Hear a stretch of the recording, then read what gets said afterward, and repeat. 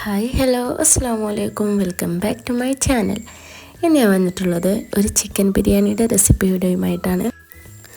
വൈറലായിട്ടുള്ള ആ ചിക്കൻ ബിരിയാണിയുടെ ഒരു റെസിപ്പി വീഡിയോ ആണിത്. ഞാൻ ആ വീഡിയോ കണ്ടപ്പോൾ തൊട്ട് കരുതി ഇങ്ങനത്തെ രീതിയിലൊന്ന് ബിരിയാണി ട്രൈ ചെയ്ത് നോക്കണമെന്ന്. സത്യമായിട്ടും അത് നല്ല അടിപൊളി ടേസ്റ്റുള്ളൊരു ബിരിയാണിയാണ്.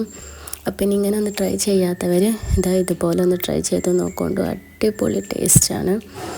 അപ്പോൾ നമുക്ക് എങ്ങനെയാണ് ഉണ്ടാക്കുന്നതെന്ന് നോക്കാം. ആവശ്യമായ സാധനങ്ങൾ എന്തൊക്കെയാണെന്ന് നോക്കാം. ഒരു മീഡിയം വലുപ്പത്തിലുള്ള ഒരു 4 സവാള, 3 തക്കാളി, ഒരു 2 ടേബിൾ സ്പൂൺ ഇഞ്ചി, വെളുത്തുള്ളി, പച്ചമുളക് ചതച്ചത്, ഒരു ചെറുനാരങ്ങ, ഒരു പിടി മല്ലിയില, ഒരു പിടി പുതിനയില, 1 കപ്പ് തൈര്, 1 കിലോ ചിക്കന്. 1 കിലോ അളവിലാണ് ഞാനിവിടെ ഉണ്ടാക്കുന്നത്. റൈസും ചിക്കനും 1 kg ആണ് എടുത്തിട്ടുള്ളത്. ഇനി നമുക്ക് ഈ ചിക്കൻ ഒന്ന് ഫ്രൈ ചെയ്യാൻ വേണ്ടിയിട്ട് അതിലേക്കുള്ള പൊടികളെടുക്കാം. പൊടികളായിട്ട് എടുത്തിട്ടുള്ളത് ഒരു ടീസ്പൂൺ മുളക് പൊടി, 1/2 ടീസ്പൂൺ മഞ്ഞൾപ്പൊടി, 1/2 ടീസ്പൂൺ വലിയ ജീരകത്തിൻ്റെ പൊടി, 1/2 ടീസ്പൂൺ കുരുമുളക് പൊടി, ആവശ്യത്തിന് ഉപ്പ്, പിന്നെ നമ്മൾ ഈ ചതച്ച് വെച്ച ഇഞ്ചി, വെളുത്തുള്ളി, പച്ചമുളകിന് 1 ടീസ്പൂൺ ചതവും ചേർത്തിട്ട് നമുക്ക് ഈ ചിക്കൻ നന്നായിട്ടൊന്ന് കൈ വെച്ചിട്ട് മിക്സ് ചെയ്ത് കൊടുക്കാം. പൊടികളൊക്കെ ചിക്കനിലേക്ക് പിടിക്കുന്ന രീതിയിൽ നമുക്ക് നന്നായിട്ട് ഇതൊന്ന് മിക്സ് ചെയ്യാം. പിന്നെ നമുക്കതിലേക്ക് കുറച്ച് തൈര് ചേർത്ത് കൊടുത്തിട്ടുണ്ട്. പിന്നെ 1 മുറി ചെറുനാരങ്ങയുടെ നീര് ചേർത്ത് കൊടുത്തിട്ടുണ്ട്. എന്നിട്ട് നമുക്കിതൊന്ന് കൈ വെച്ചിട്ടൊന്ന് മിക്സ് ചെയ്ത് കൊടുക്കാം. പിന്നെ നമുക്കിത് ഓയിലിട്ടൊന്ന് ഫ്രൈ ചെയ്തെടുക്കാം. ഞാനിവിടെ എടുത്തിരിക്കുന്നത് വെളിച്ചെണ്ണയാണ്. വെളിച്ചെണ്ണയിൽ നമുക്കിത് നല്ലോണം ഒന്ന് ഡീപ്പ് ഫ്രൈ ചെയ്തെടുക്കാം. പിന്നെ ആ സെയിം ഓയിലിൽ നമുക്ക് എടുത്ത് വെച്ചിരിക്കുന്ന സവാള ഫ്രൈ ചെയ്തെടുക്കാം. മുഴുവൻ സവാളയും നമുക്കിതുപോലെ ഫ്രൈ ചെയ്തെടുക്കണം. ആ ചിക്കൻ ഫ്രൈ ചെയ്ത അതേ ഓയിലിലാണ് ഇത് ഫ്രൈ ചെയ്തെടുക്കേണ്ടത്. ഇതുപോലെ നല്ല ഗോൾഡൻ ബ്രൗൺ കളർ ആവുന്നത് വരെ നമുക്കിതൊന്ന് ഫ്രൈ ചെയ്തെടുക്കണം. എന്നിട്ട് നമുക്കിത് കോരി മാറ്റാം. എല്ലാ സവാളയും ഇതുപോലെ നമുക്ക് ഫ്രൈ ചെയ്തെടുക്കണം. പിന്നെ നമുക്ക് മറ്റൊരു പാത്രത്തിലേക്ക് കുറച്ച് വെളിച്ചെണ്ണയോ നെയ്യോ ഒഴിച്ച് കൊടുക്കാം. അതിലേക്ക് നമുക്ക് ഈ ചതച്ച് വെച്ചിരിക്കുന്ന ഇഞ്ചി, വെളുത്തുള്ളി, പച്ചമുളക് പേസ്റ്റ് ചേർത്ത് കൊടുക്കാം. എന്നിട്ട് നമുക്ക് നന്നായിട്ടൊന്ന് ഇളക്കി കൊടുക്കാം. പിന്നെ ഇതിലേക്ക് നമുക്ക് അരിഞ്ഞ് വെച്ചിരിക്കുന്ന തക്കാളി ചേർത്ത് കൊടുക്കാം. ഈ തക്കാളി നന്നായിട്ടൊന്ന് ഇളക്കി കൊടുക്കാം. പിന്നെ ഞാൻ കുറച്ച് കറിവേപ്പില ചേർത്ത് കൊടുത്തിട്ടുണ്ട് കേട്ടോ. പിന്നെ ഈ തക്കാളി ഒന്ന് വാടിയതിന് ശേഷം നമുക്ക് ഈ ഫ്രൈ ചെയ്ത് വെച്ചിരിക്കുന്ന സവാള ചേർത്ത് കൊടുക്കാം. എന്നിട്ട് ഇത് നന്നായിട്ടൊന്ന് ഇളക്കി കൊടുക്കാം. പിന്നെ നമ്മളിതിലേക്ക് പൊടികളായിട്ട് ഈ മസാലയിലേക്ക് വെറും ഉപ്പും ഗരം മസാലയും മാത്രമാണ് ചേർത്ത് കൊടുക്കുന്നത്. ഗരം മസാല ഈ ബിരിയാണി മരുന്നുണ്ടല്ലോ, അത് പൊടിച്ച ആ ഗരം മസാല ഉപ്പും മാത്രമുള്ളൂ നമ്മളിതിലേക്ക് പൊടികളായിട്ട് ചേർത്ത് കൊടുക്കുന്നത്. പിന്നെ നമുക്കതിലേക്ക് തൈരും പിന്നെ എടുത്ത് വെച്ചിരിക്കുന്ന മല്ലിയില, പുതിനയില അതും ചേർത്ത് കൊടുത്തിട്ട് നമുക്കത് നന്നായിട്ടൊന്ന് ഇളക്കി കൊടുക്കാം.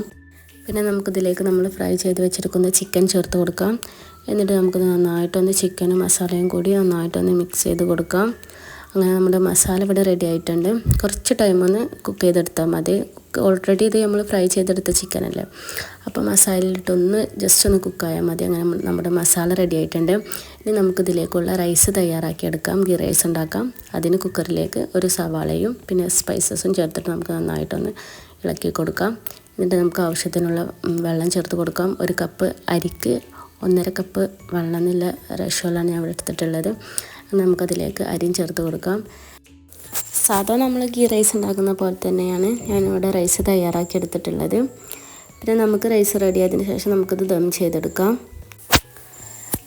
ചിക്കൻ മസാലയുടെ മുകളിലായിട്ട് നമുക്ക് നമ്മുടെ റൈസ് ഇട്ട് കൊടുക്കാം. അങ്ങനെ ലെയറായിട്ട് കുറച്ച് ഗരം മസാലയും നെയ്യും ചേർത്ത് കൊടുക്കാം. റൈസ് മുഴുവനായിട്ട് ഇതിൽ ഇട്ട് കൊടുത്തതിന് ശേഷം നമുക്കതിൻ്റെ ലാസ്റ്റായിട്ട് കുറച്ച് ഫ്രൈ ചെയ്ത് വെച്ചിരിക്കുന്ന സവാളയും കാഷ്നട്ടും കിസ്മിസും കൂടെ നമുക്കിതിൽ ചേർത്ത് കൊടുക്കാം. പിന്നെ അവസാനമായിട്ട് ഇതിലൊരു കാര്യം ചെയ്യുന്നുണ്ട്. നമ്മുടെ പാലിലേക്ക് കുറച്ച് മഞ്ഞൾപ്പൊടി ചേർത്തിട്ട് അതിൻ്റെ അവസാനം നമ്മളിങ്ങനെ ഒഴിച്ച് കൊടുക്കുക. അപ്പോൾ നമ്മുടെ റൈസിന് നല്ലൊരു ഫ്ലേവർ കിട്ടുന്നുണ്ട്. പിന്നെ കുറച്ച് നെയ്യും കുറച്ച് മല്ലിയിലയും ചേർത്ത് കൊടുക്കാം. എന്നിട്ട് നമുക്കിതൊരു അരമണിക്കൂർ ദം ചെയ്തെടുക്കാം. അരമണിക്കൂറിന് ശേഷം നമുക്കത് ഓപ്പൺ ചെയ്ത് കാണാൻ നമുക്കത് റൈസ് ഒന്ന് മിക്സ് ചെയ്തെടുക്കാം. നല്ല ടേസ്റ്റുള്ളൊരു റെസിപ്പിയാണിത്. ട്രൈ ചെയ്യാത്തവർ എന്തായാലും ഇതൊന്നും ഇങ്ങനെ ഒന്ന് ട്രൈ ചെയ്ത് നോക്കൊണ്ടു.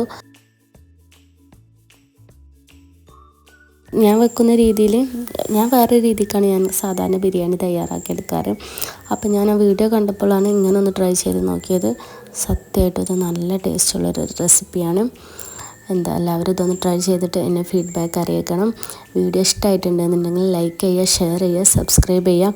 നിങ്ങൾ എൻ്റെ വീഡിയോ സബ്സ്ക്രൈബ് ചെയ്യാതെയാണ് കാണുന്നതെന്നുണ്ടെങ്കിൽ പ്ലീസ് ഒന്ന് സബ്സ്ക്രൈബ് ചെയ്തുകൊണ്ട് എന്നെ ഒന്ന് സപ്പോർട്ട് ചെയ്യുക.